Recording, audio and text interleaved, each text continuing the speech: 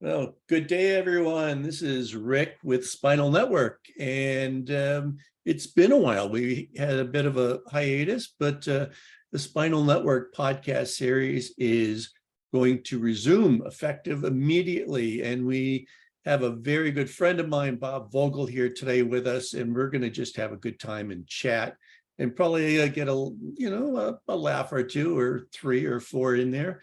But anyway, Spinal Network, go to www.spinal-network.org. There's all sorts of fun stuff on there, and you'll also find the link to all of the platforms that we use for our podcast, whether it be Spotify or Apple or whatever, and you'll get a chance to see all of our podcasts. Find something, or start with the first one and just binge right through them. So anyway, I am a 68-year, oh my gosh, this was just a couple weeks ago, 68-year-old male, wear glasses, wearing a blue shirt, and for all intents and purposes, I have no hair.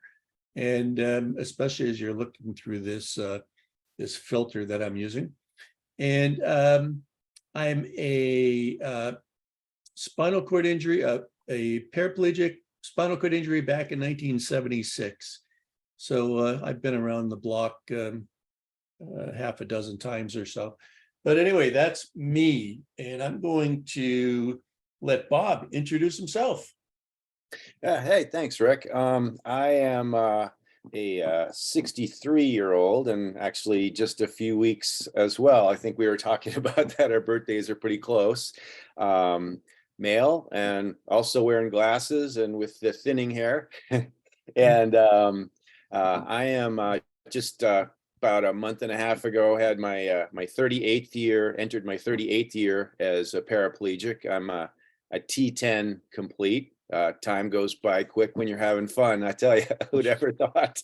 That's the truth. Yeah. And the way as I like to say it, the way I joined the wheelchair using club was prior to my injury. I was a professional freestyle snow skier, doing aerial acrobatics and mogul skiing, and also had just broken into the Hollywood stunt business. In fact, I have one major title to my name, and I was living my dream. And I was and planned to do this pretty much in one way or another the rest of my life, be in the kind of the stunt and the ski industry. And one, just took one jump a little too high, a little too far, and landed on my shoulders instead of my feet. And next thing you know, like any of us, kind of went through the whole rehab process and everything.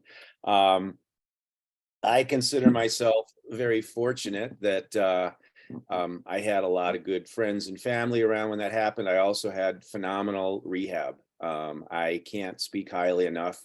To this day, I still remember a lot of the things I use in rehab, and they've helped me stay relatively healthy.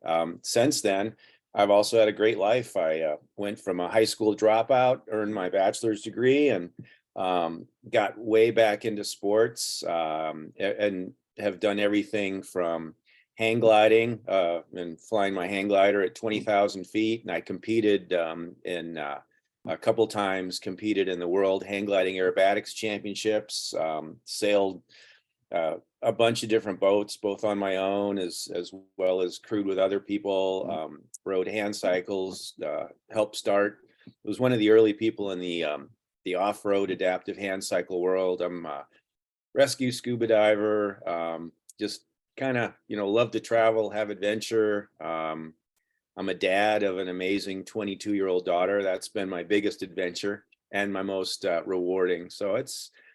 And I'm also I've been in the industry as a manufacturer's rep for wheelchair manufacturers, as a dealer's rep, wheelchair dealer's rep. And for the last 20 years, I've been a journalist for New Mobility magazine, and I write everything from information columns on spinal cord injury and health to columns on travel, sports, adventure, interesting people.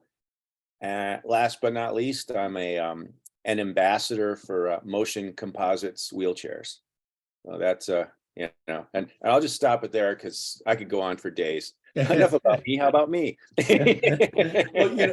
it's interesting because we've known each other, gosh, for a long, long time. Since about 88, I think. Yeah. I was with in marketing for Everest and Jennings, and we had come out with that new custom chair, the Impulse.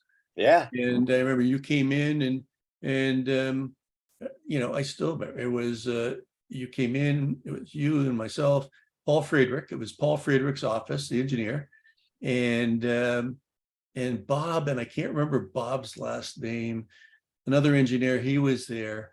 Bob Clark Bob or another Bob? No, it was another Bob. Okay. Another Bob, yeah. Because I remember Paul and Bob, myself, and there was another young kid who was an engineer. And we used to, once or twice a week, we'd go out and play tennis when we were living out there in the Camarillo area. But it's interesting, as you were talking, I said, I've known each other a long time, but you mentioned some things and I went, wow, I didn't know that. But I do remember the movie you were in was Hot Dog, the movie. Yeah, absolutely. Yeah. I remember that. Siskel and Ebert voted it the worst movie of the week.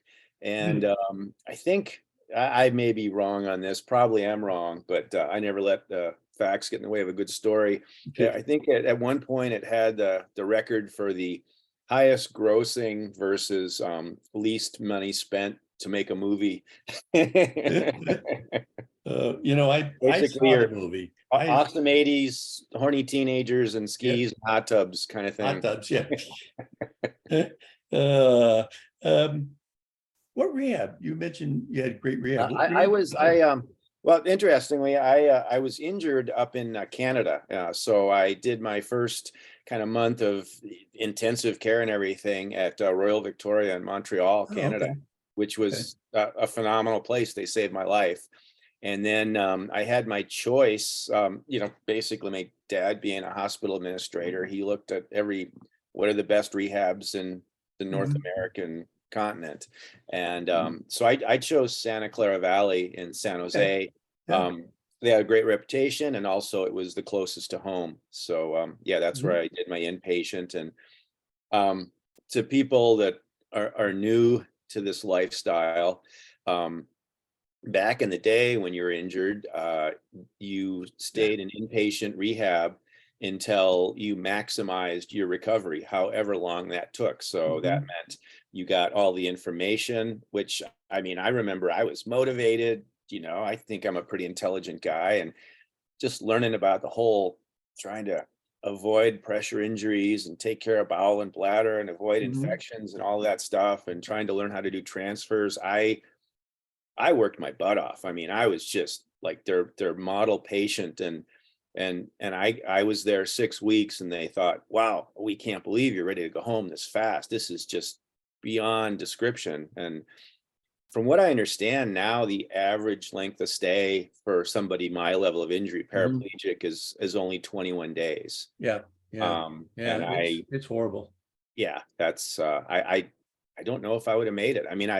I would have, but it would have been all of that extra information I learned in rehab has, to this day, I still check my butt with a mirror every night, make sure there's no redness and stuff. That's knock on wood, never say never, but that's what's enabled me to avoid pressure injuries and that kind of stuff. Yeah. I ended up, of course, I was injured in Massachusetts, in Western Mass, and there was no rehab there. So first of all, I was at, in the trauma center at Bay State Medical Center in Springfield, Mass, and they looked at the X-rays and they thought, oh, look, he's got this, this aortic, aneurysm, and it's ready to blow. So, we're going to send him somewhere else. So they were going to either helicopter me to a rehab in Hartford, Connecticut, but they didn't have any room. So they instead put me in an ambulance and drove me to Tufts Medical Center in Boston. And the Mass Turnpike, which is really the only road to get there, unless you want to spend days, was under construction. Oh, great. It took, instead of an hour and a half, it was more 2.5 to 3 hours. And I just kept listening to the heart monitor all the way. And there were times when I go, my gosh, it stopped. I'm dying. And it was just probably the drugs. I don't know. But got there and they checked and they realized, so that was just a shadow on the x-ray. There is no aortic aneurysm, but it worked out because, all of a sudden I was at least in a good, solid trauma center. And, but they didn't have any, they didn't have any rooms. So the solarium on that floor became my room. Wow. So I was on a striker frame, one of the old canvas striker frames, and they put a little bell there, so that if I on the table next to me in case I needed them, since there was no call button. And it was just crazy.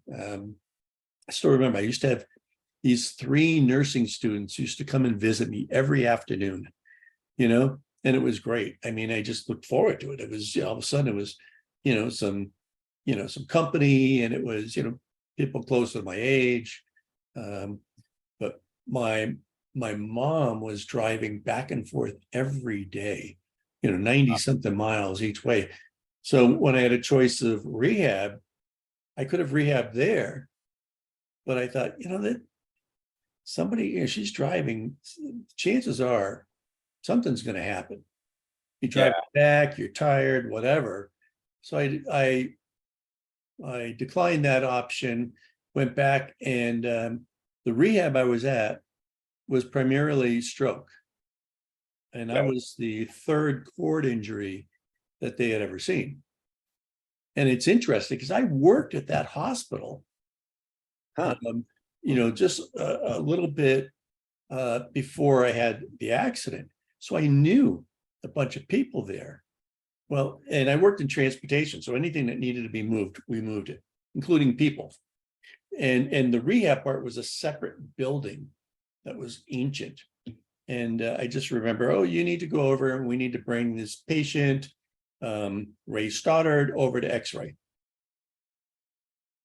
2 of us get in the van, we drive over, go up, get him on the gurney, bring him down, put him in, drive him over.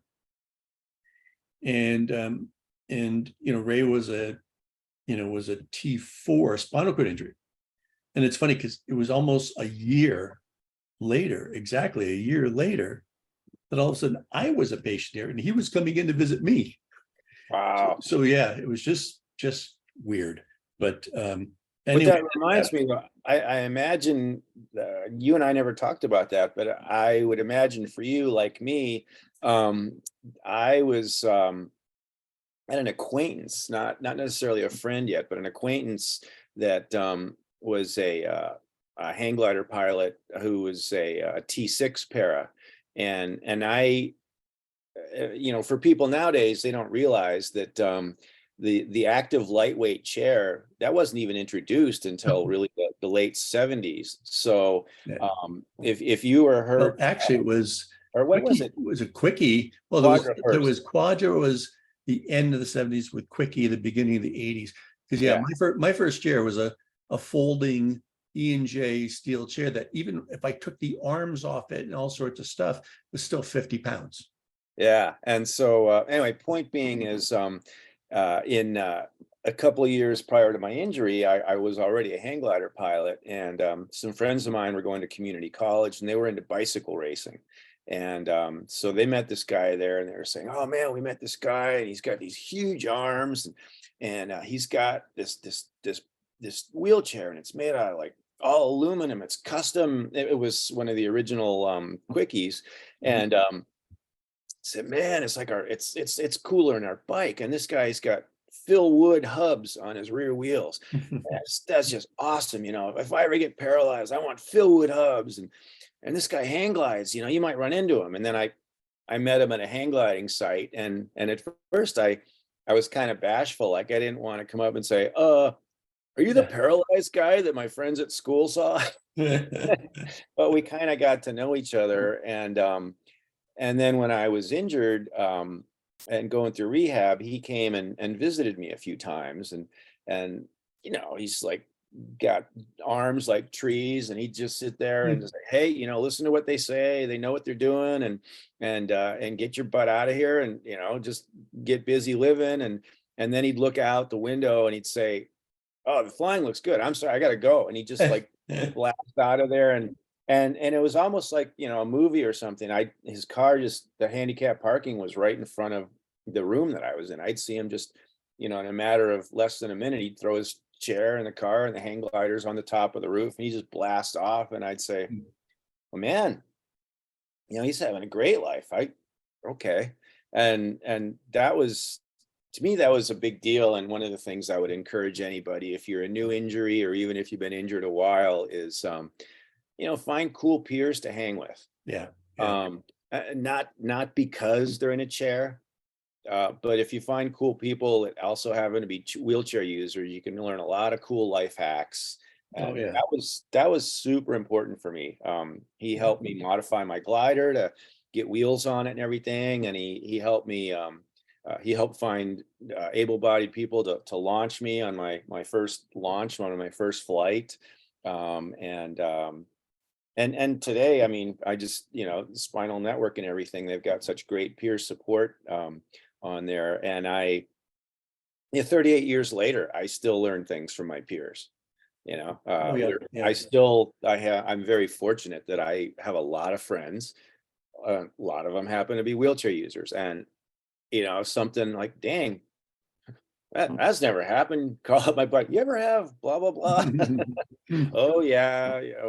And unfortunately now it's more of the question, more of our phone stuff is, hey, did your shoulder ever make this noise or hurt here or whatever. But I find it super cool to just be able to bounce that off friends that have gone through it. And then also they're usually the ones, hey, this doc is really knowledgeable and he or she really knows their stuff. This person, no personality, but if you got to have surgery, they're the ones. Yeah. This one, a lot of personality. I wouldn't let him near me with a knife if I was bleeding to death. So, that kind of stuff is, I find it's been vital in my early days of just accepting and moving on. But still, I enjoy, I hope I have some wisdom. I enjoy passing that on. And again, I'm always I'll call you too. I was just asking you last week about vans, because that's something that, I'm realizing I'm, maybe going in, maybe time to get a ramp here, it's like, don't try to save those extra few transfers of in and out of the car kind of thing. Yep. It's, I get asked just, and the weird thing is when you're in those, I'm coming up on 47 years, there's not a whole lot of people around with more, that are, with 50 plus years. Yeah. That's where I could go, hey, have you dealt with this? So,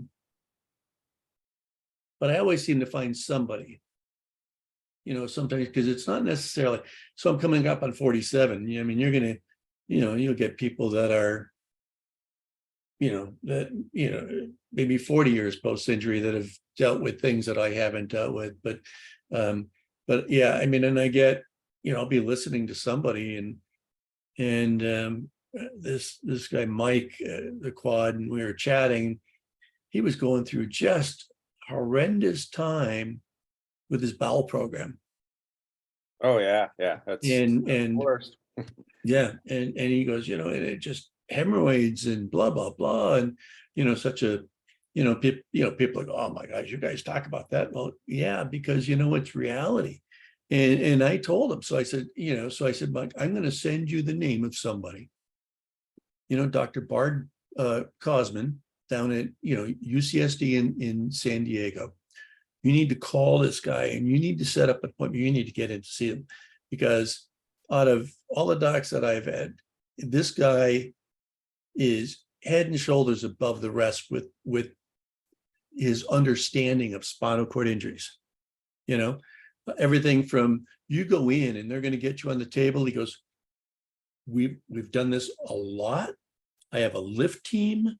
We're skilled, we're experienced. You just relax. And I went, okay. And boom. They had me up on that. They did it perfect. I mean, he wanted to make sure every aspect of your visit, you were going to be comfortable, and feel confident. Great doc. And I tell people, they said, what advice can you give? Well, there's all sorts of advice you can give a new injury. Yeah. What do you want to know? Yeah, I know. And I said that there's two things you really need to focus, that you should make sure that you do. One is, make sure you find a good urologist. And Absolutely. Someone who understands spinal cord injuries, but someone that you develop, there's a connection. You feel a connection with this. I mean, I've had good urologists. There was no connection. And I would not stay. I mean, I went in search of, I found one, I don't know, maybe 10 years ago, Richard Connor right here in Murrieta. And we just connected, and he understands cord injuries. We'll go in there and we're laughing and joking, and, but this guy, since going to him, I mean, everything's been cool, so, and the other is, you need to find a good physiatrist. And I'll tell you, absolutely, yeah, that word, I went to now that I went from a PPO to an HMO, so you had to get a referral. So, I told my GP, I need this referral for a physiatrist. This was the woman at the desk. Next, I get a referral that came in for a podiatrist. And I said, no, I'm seeing a podiatrist already. That's my feet. This is not what I'm talking about. Talking about a doctor of physical and rehabilitative medicine. And I only want to see them once or twice a year, but I need to see them, and they need to be somebody who understands cord injuries. I used to see Dr. Andrew Skalski at Children's Hospital. I always used to joke that I was probably the oldest kid, and he assured me I wasn't. But he did an adult clinic once a month. But he ended up on our board when we first started Spinal. Well, at the time, it wasn't even Spinal Network. It was the Southern California chapter of the National Spinal Cord Injury Association, which changed to the Southern California chapter of United Spinal Association. And a wise man, God rest his soul, he's passed on, but Morris Casuto sat across from me at a restaurant. And when I told him that, he goes, just had that smile on his face. He goes, doesn't fit on a pen, does it? And I thought he was joking. And then the light bulb came on, yeah, it doesn't. People aren't going to remember that. So they either, the Southern California chapter, well, of what? Of United Spinal Association. Oh, so you're the United Spinal chapter. So we had no identity. So 2018, we changed it to Spinal Network. And, it took a couple of years to get that out. But I mean, now you say Spinal Network in San Diego and people know what we're talking about. So yeah, it's what's interesting, you mentioned that, because I have quite a few friends from that also at various times of their life went through Santa Clara Valley.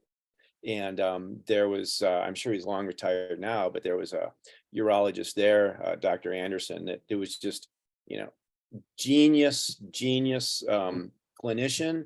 But he would also just talk to you, how's your life?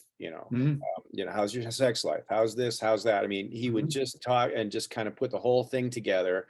And since then, I've found up here, I found an amazing urology nurse practitioner. And she's gotten, figured out all kinds of tricks to, I've only had one bladder infection in the last 9 years.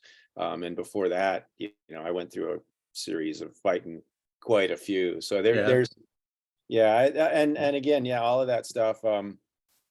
As we're talking though, I definitely find that talking with peers, whether it's the United Spinal Network peer group, I will up here the United Spinal person that leads our local chapter is Shar Vine, and I'll call Shar and I was like, hey, you know, do you know any shoulder surgeons around, or does anybody in the group know shoulder surgeons? I'm trying to find somebody that knows their salt, and can they fix me, and because Mhm. right now I'm trying to find out, figure out, can it be fixed and which way do I go?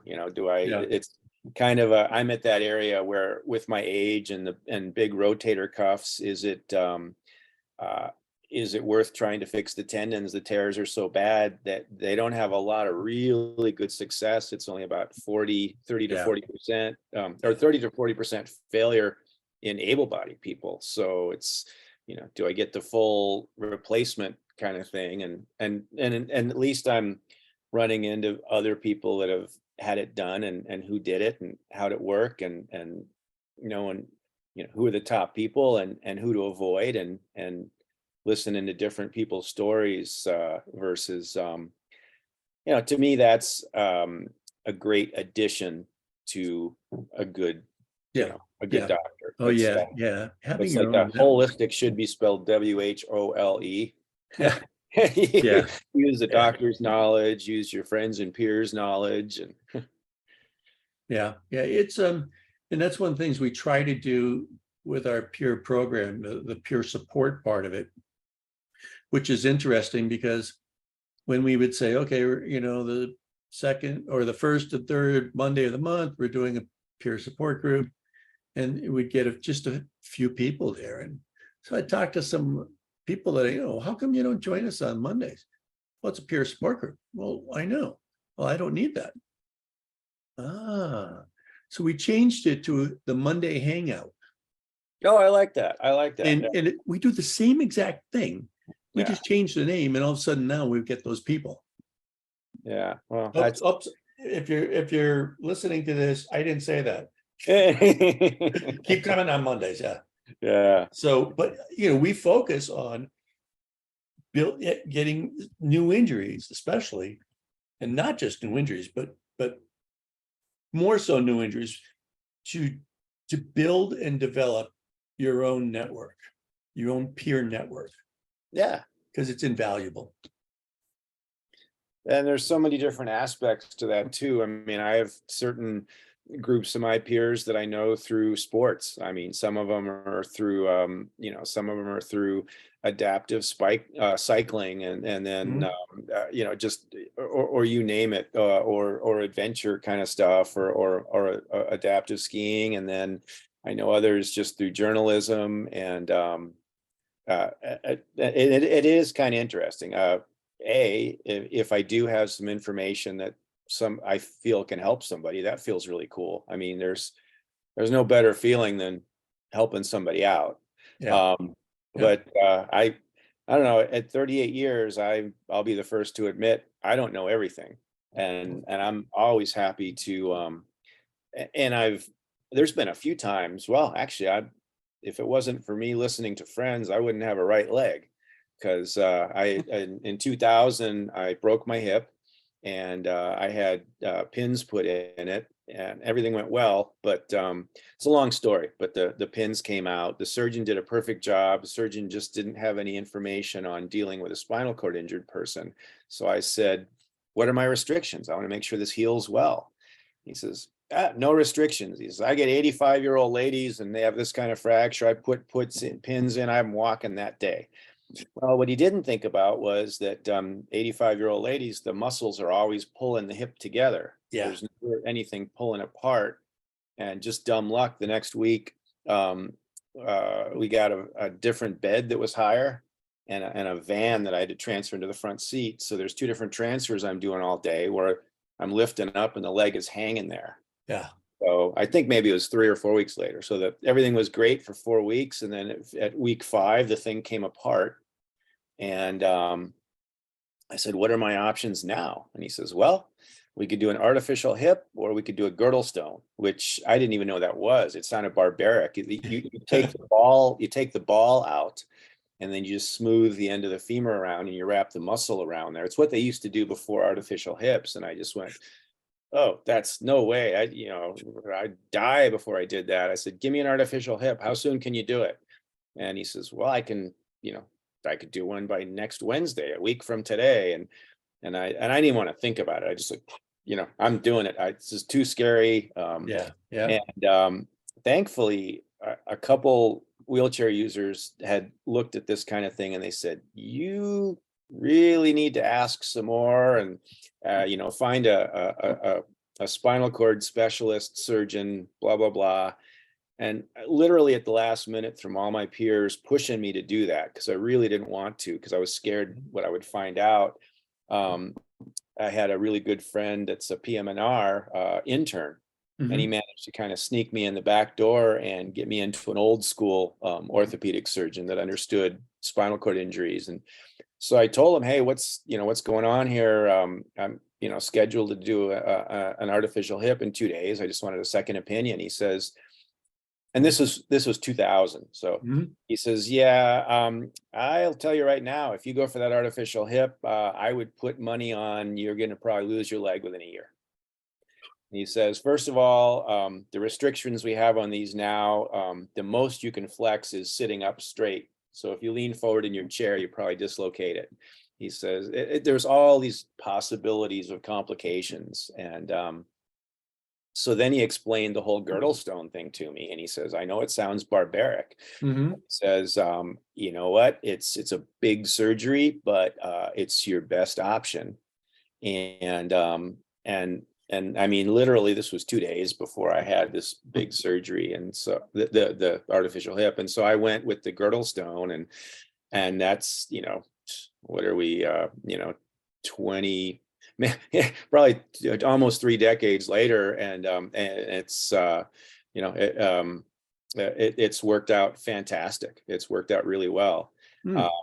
And as a side, nowadays, under the right circumstances, they make different types of artificial hips with a larger ball and a longer stem. So under the right circumstances and a skilled surgeon that knows spinal cord injury, an artificial hip in a paralyzed individual may be appropriate. Yeah. You have to know somebody that really knows the whole. I wrote an article about it, New Mobility, so you can look that up, Bob Vogel. Yeah. Well, I mean, I remember us talking because, it's interesting because, gosh, 80, I don't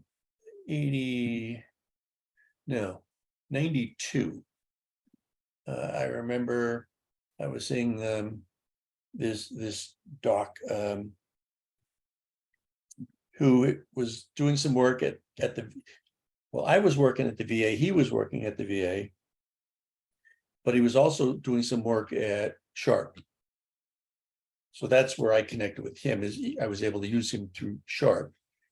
And, we did this MRI, and it turns out that, he goes, oh, you've got this syrinx, and oh yeah. And he just kind of mentioned it. And I never pursued it, just thinking, oh, okay. And years and years and years and years and years went for your listeners. Syrinx. Yeah. Yeah.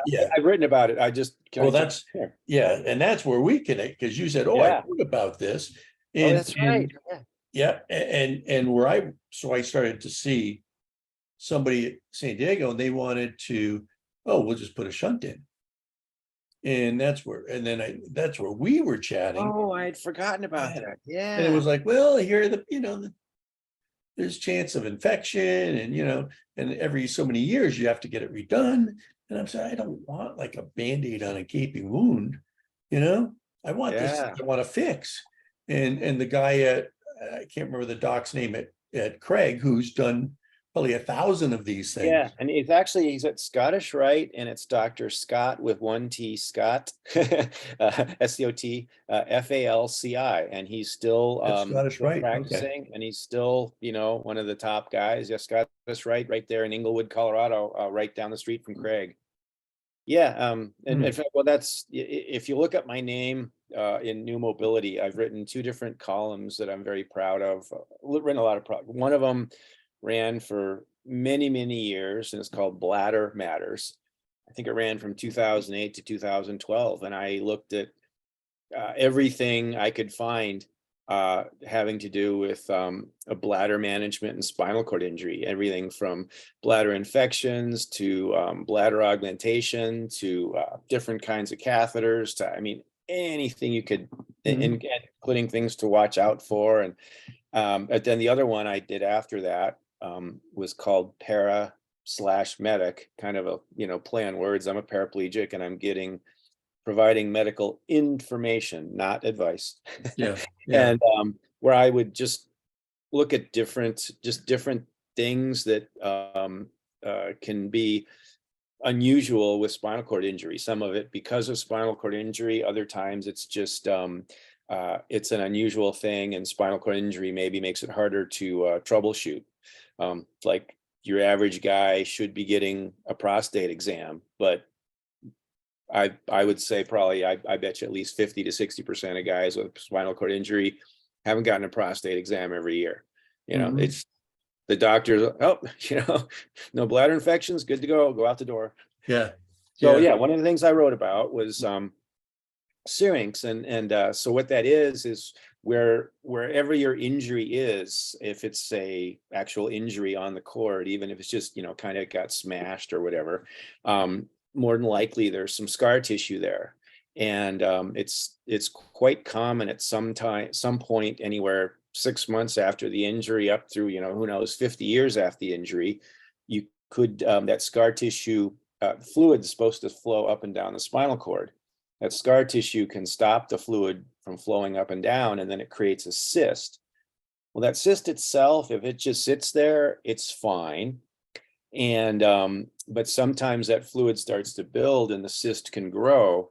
And even there, it's not necessarily a problem, but it can be a problem, because if it starts pushing out, you can start to lose sensation higher and higher, and movement higher and higher, and it can cause pain and sweating, and it can be really, really horrendous. And it's to fix it properly, it's about a 12 to 14 hour super complex surgery where a surgeon needs to open up the spine itself and go in there and with, basically a microscope, detether, take the, like one nerve at a time. I'm making this up, just what I think I understand, carefully take that scar tissue out.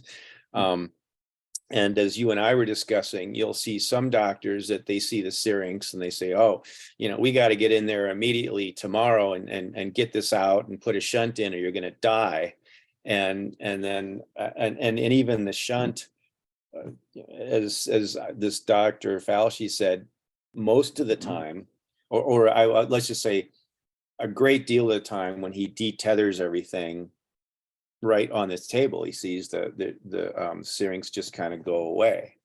And he says sometimes he still does need to do a shunt, but you really should detether. So it's very complex. Yeah. And he also, it's such a complex surgery, he says, if you're not having any symptoms, don't worry about it. And he says, I've had patients call in and say, yeah, my doctor says if I don't get this thing done by next week, I'm gonna just keel over. And he says, what are your symptoms? Nothing. He says, then why, like, he's just very nice. It's not causing you problems, just you keep an eye on it. Yeah. But that's it. And even there, he'll say, what are your symptoms? And I've got extra spasms. And then he'll say, this is what I remember from interviews. He'll say, well, let's first try some antispasmodic medicines, or maybe even what is it, a baclofen pump. He says, let's try some simple things. If we manage your symptoms, then we can avoid a 12-hour surgery, and 2 weeks flat on your back and X amount of recovery. So he's, I just like the fact that it's great when you get one of those amazing surgeons that, or amazing doctors in any field that knows the ins and outs, and when to do something aggressive and when to just back off and watch. That's the real magic there. Yeah, and this was my thought, and most people would go, if you're a cord injury or a wheelchair if you're a wheelchair user, and you're facing a surgery like this, and you're facing the amount of downtime. To me, one of the very first questions that pops into my head, well, how do you do your bowel program? Yeah. During a 2-week process, rehab, or where you're really on your, you're laid up for 2 weeks. How Or do if you it's do shoulder, that? how do you do it in a 3 months? Yeah. Yeah. So, I mean, I have answers because I know people that have gone through it. I mean, with shoulders, you essentially, if you're an active para for that 3 to 6 month period where you're not supposed to use that one arm at all, you're essentially a quad. You have an attendant that's doing it, so you're doing your bowel program the same way a C5 or C4 quad does it. And so, that's one of those things that I'm looking at.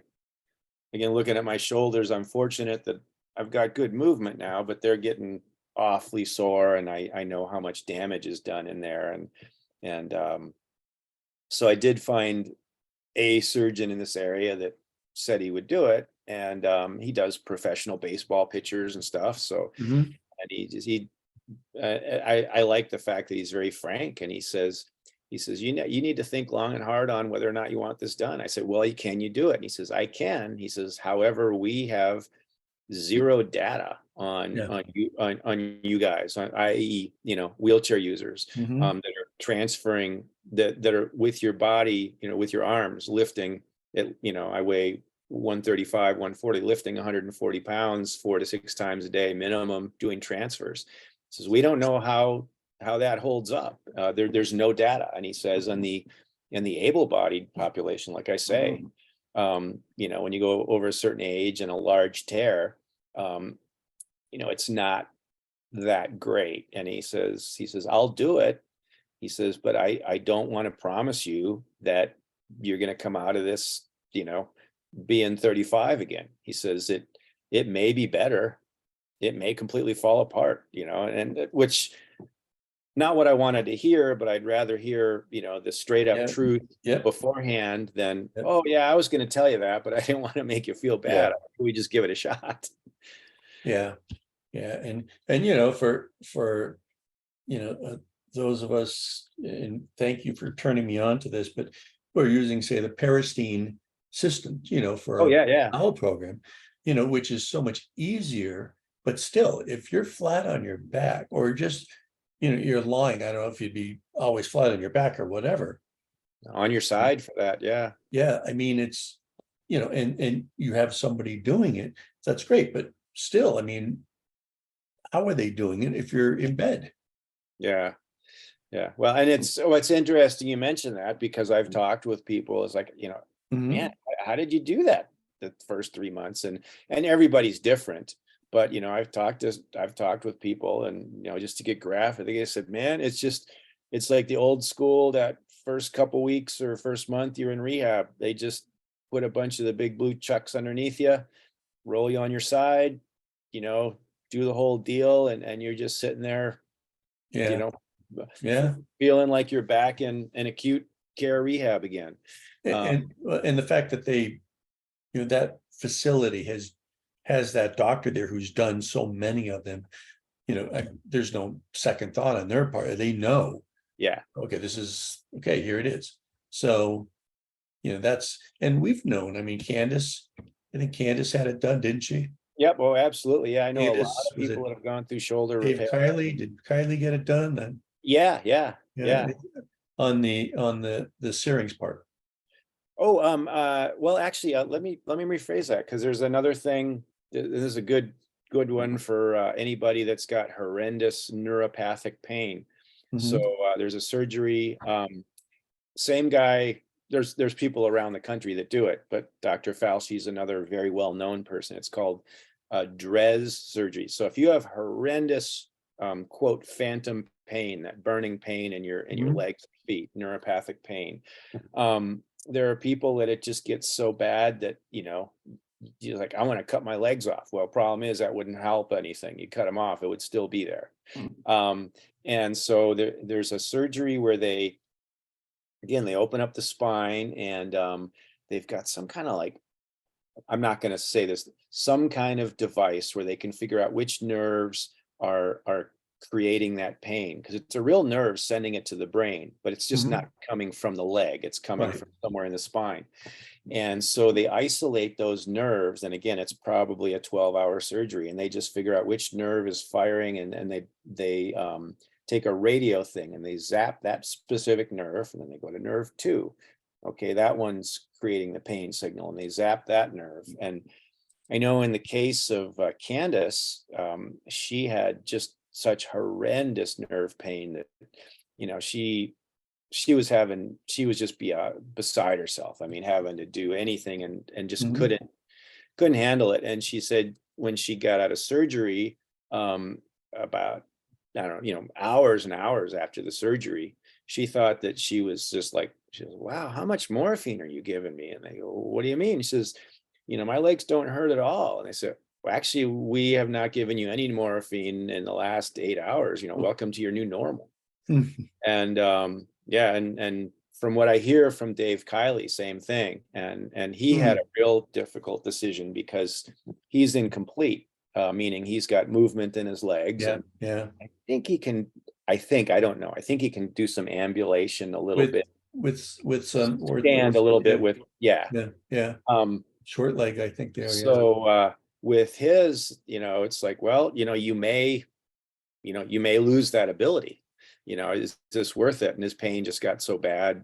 From what I hear from him, he says, yeah, I'd rather lose whatever movement I have to get rid of this pain. Yeah, And the doctor, again, this Dr. Fauci, he was able to, and he said, I'm not promising anything. He says, I'm going to try.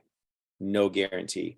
He was able to get rid of all the pain. And from what I understand, he retained all his movement ability. Now, that nice. may not work out the same with somebody else, but Yeah, still, yeah. again, with that neuropathic pain, mine comes and goes. And knock on wood, it's been on the ebb for quite a while now. I think it's because of my new girlfriend. So it's like when you're happy, somehow you're, I think there's a Yeah. lot of things that play into it, but high stress and Hmm. boredom Oh, or yeah, depression yeah, or whatever can certainly uh, exacerbate anything. yeah. But yeah, mine's been on vacation for a while. Hopefully it stays on vacation. But I can't There- imagine that mm. 24/7. It's just horrendous. Yeah, I mean, in mine's just, it's manageable, or I've just gotten to the point where I don't know. I'm not sure. I do take gabapentin at night, and it's a big difference in whether I'm going to have trouble going to sleep and wake up every hour to hour and a half to move, versus going to sleep and sleeping longer periods of time. Yeah, And I mean, there's times when I've slept through the night, or I just woke up once, yeah, which is actually probably closer to the norm than waking up multiple times during the night. So as much as I would rather not have to take the gabapentin. I mean, it's the impact that it has is considerable. yeah. And having undisturbed sleep, having enough REM sleep. I mean, yeah, so many scientific papers have come out. I just, as my survey of one, it's crucial. Oh, yeah. Yeah. I mean, that's one of the things that I'm shoulder wise that I'm starting to get to is on days when my shoulders are acting up, I can't sleep. I can only sleep flat on my back. And even there, it kind of hurts. But if I roll over to one side or the other on the shoulder where I'm most comfortable, that Yeah. hurts. Yeah. The people that I know that a lot of the people that I know that have pulled the trigger on shoulder surgery, it's been one of two things. Either they lose so much movement that they just, they can't drive or do what they wanted. But even more than that is it gets to the point where they can't sleep anymore, and they say, you know what, 3 to 6 months in a power chair and having attendant care is better than this amount of pain and no sleep. Yeah. Yeah. I thank goodness we're at a day where that's at least an option. Yeah. Oh, yeah. The new reverse shoulder stuff where there's a lot of shoulder surgeries 15-20 years ago that wasn't even an option. It's just, well, it's going to get worse, then you're going to die. Yeah. I looking at some of these options like, oh, I don't know if I want to go through that and all the rehab. Well, it's compared to X amount of time ago where at least it's an option on the table for you. Oh, okay. That's good. That's a good problem to have. Yeah, absolutely. Absolutely. I just looked over and we're at about the 45-minute, 50-minute mark, which is where we try to hold things. And Cool. And I'll tell you, we didn't even get to the funny stories. We'll have to do that. We'll have to do a part 2. Part 2. Yeah. Yes. Yes. Yeah.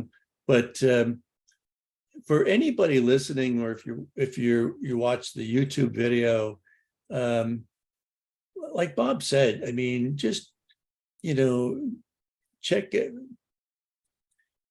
Do they go to actually the New Mobility site and put your name in to get the article? If you go to so it's newmobility.com, and then in the search engine, if you just type in my name, Bob Vogel, Vogel, you'll get my millions of stories, it seems like. And then if you want to kind of tune it in a little more, if you do Bob Vogel and then all of the urological stuff, it's called Bladder, 2 words, Bladder, and then Matters, Bladder Matters.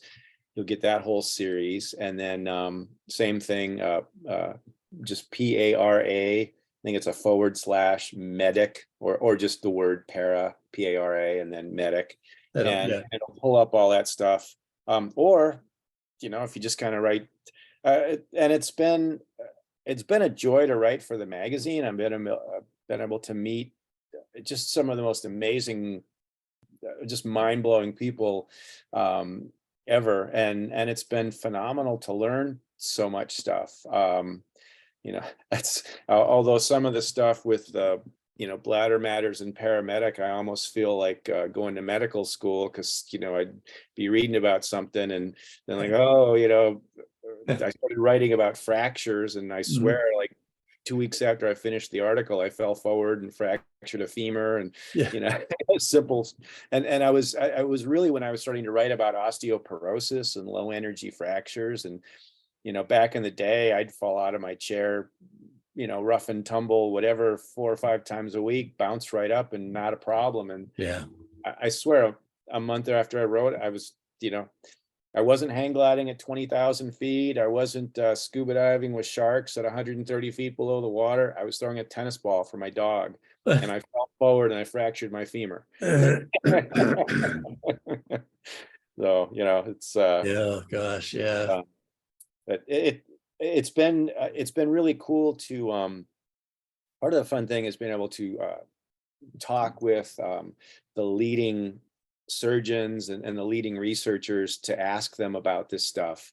And doctors are pretty cool, because they generally don't have a lot of people saying, hey, because I'm a fan of a brilliant surgeon or a brilliant whatever, and you call it, hey, I'm a great fan, man. You get to talk to them and learn a lot. So look that up, and we'll continue with the funny stories next time. And I got some truck doing something outside my window or outside on the street.